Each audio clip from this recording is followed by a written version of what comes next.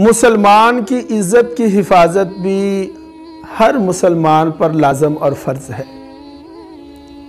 शरीयत मोहम्मदी में यहां तक कहा गया कि किसी के घर का दरवाजा खुला हुआ हो तो गुजरने वाला अंदर ना झांके।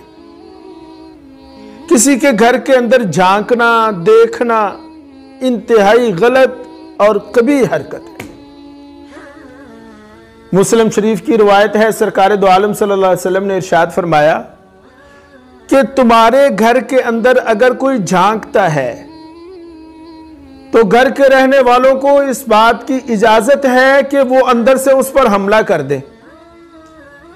और फरमाया कि अगर कोई शख्स किसी के घर के अंदर झांके तो घर के रहने वाले उसकी आंख फोड़ दे।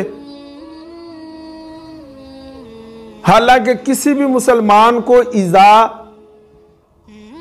यानी ईजाए मुस्लिम हराम है, लेकिन तालीमात नबवी में इज्जत मुस्लिम इतनी अहम है कि फरमाया कोई किसी के घर के अंदर झांकेगा और उसे कोई नुकसान पहुंच जाए तो इस्लाम उसका जिम्मेदार नहीं।